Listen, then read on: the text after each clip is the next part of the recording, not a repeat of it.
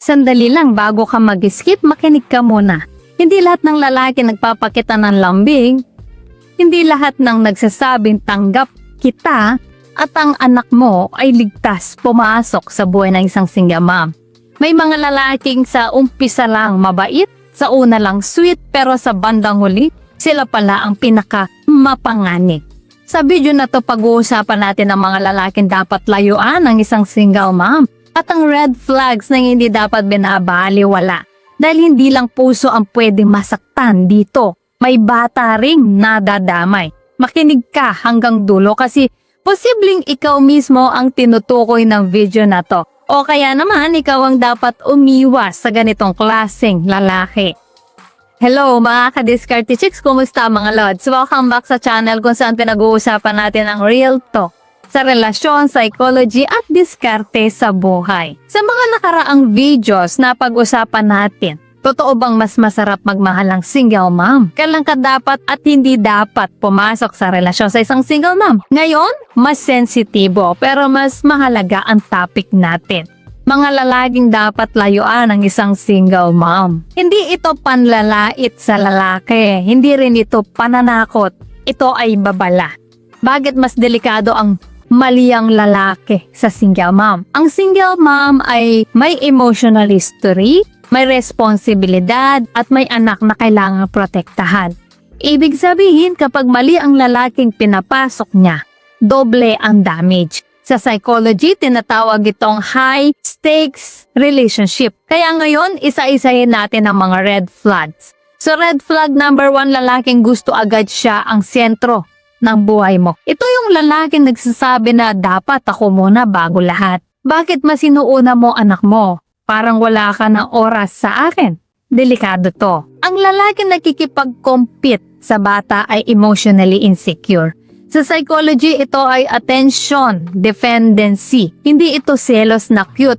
Ito ay babala. Red flag number 2, lalaki sobrang bilis mag-commit. Sa una, parang perfect.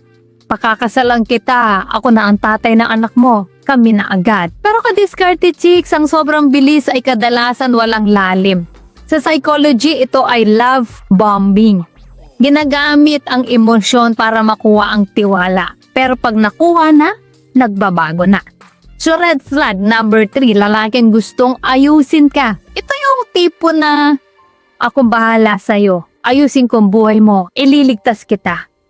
Mukhang sweet, pero delikado. Sa psychology, tawag dito savior complex. Hindi kanya tinitingnan bilang partner kundi bilang proyekto. At kapag hindi ka na naayos, nawawala ang respeto. So red flags number 4, lalaking walang direksyon sa buhay. Hindi mo kailangan ng mayaman pero kailangan mo ng may patutunguhan. Kung siya ay walang plano, pabago-bago, umaasa lang sa bukas, pagiging pabigat, hindi katuwang. Sa relasyon sa single mom, stability is greater than killing. Red flag number 5, lalaking ayaw sa anak mo kahit patago. Minsan hindi direkta pero mapapansin mo, irritable sa bata, ayaw sumama kung may anak, tingin sa bata ay sagabal. Automatic no. Ang anak mo ay extension ng pagkatao mo. Kung hindi niya kayang mahalin o igalang ang anak mo, hindi ka rin niya tunay na mahal. So red flag number 6, lalaking sobrang seloso at controlling. Bakit mo kausap yan? Bakit ka nakaganyan? Bakit kailangan mo lumabas? Sa una mukhang protective pero sa dulo nakakasakal. Sa psychology, ito ay control disguised as care. Hindi ito pagmamahal, ito ay insecurity. So red flag number 7, lalaking gusto ka lang sa convenient na oras. Sweet lang kapag libre siya, wala siyang problema, gusto niya ng lambing, pero nawawala kapag kailangan mo siya.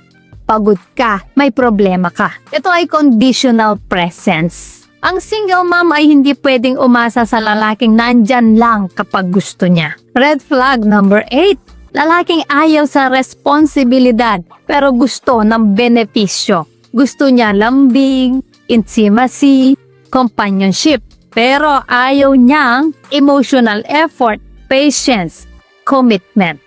Ito ay immature masculinity. Hindi siya ready kahit anong edad pa niya. So bakit mahalaga ang mga red flags na to? Ang single mom ay hindi lang nagde-decide para sa sarili niya. May batang umaasa, tumitingin, natututo sa nakikita. Ang maling lalaki ay pwede mag-iwan ng emotional trauma na dadalhin ng bata hanggang paglaki. Hindi lahat ng lalaking gusto ka ay karapat-dapat sa mundo mo. Hindi lahat ng nagsasabing mahal kita ay handang panindigan. Yan, mas okay ang mag-isa kaysa mali ang kasama. Kung ikaw ay single mom at may napansin kang red flag, huwag mo nang i-ignore. Kung ikaw ay lalaki at tinamaan ka, hindi para saktan ka nito, kundi para mag-level up ka. Kung may natutunan ka, i-like, share at subscribe.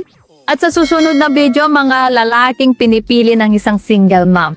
Ito ang totoong green flags. So stay tuned mga ka-Diskarte Chicks. Saludo po ako sa mga pumipili ng responsable at may malasakit na pagmamahal. So ayan mga ka-Diskarte Chicks, sana ay may natutunan po kayo sa video natin ngayon. At syempre bago po tayo matapos, shout out muna sa ating mga masugid na tagapanood na sina Francisco Arial ng Rojas City, Nova Sagala ng Palawan, Pedro Maborang taga Cagayan, Cornelio Manangan taga Alicia Isabela, Benjamin Crisostomo from Malolos, Joshua Mika Jola Menjola from Davao City, Frankie Alonso from Carolinas, USA, Jose Panganiban watching from Riyadh, KSA, Joey Villavicencio from Cavite, Oscar Caballero ng Said Iligan City, Roger Martinez from Malolos, Bulacan, John Ray Albar from Oslo, Norway, Delphine Abrogar from Pangasinan,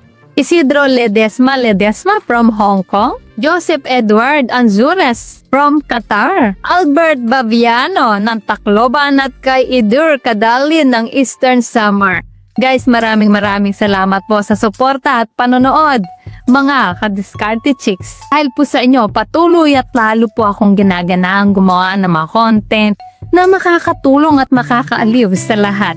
Solid kayo! At para naman sa mga hindi pa nasa shoutout, gusto mong ma-shoutout sa next video? I-comment lang ang hashtag ka-Diskarte Chicks at sabihin ko anong topic ang gusto mo pag-usapan natin next. Kung nagustuhan mo ang video na ito ay huwag kalimutang mag-like, mag-subscribe at i-share ito. Comment down below kung alin sa mga tips na to ang na-experience mo na. So guys, this is Diskarte Chicks, your love mentor na laging nandito para sa mga diskarteng pag-ibig. Kita-kits sa next video. Maraming salamat sa panonood. Ingat kayo palagi. Let's spread love.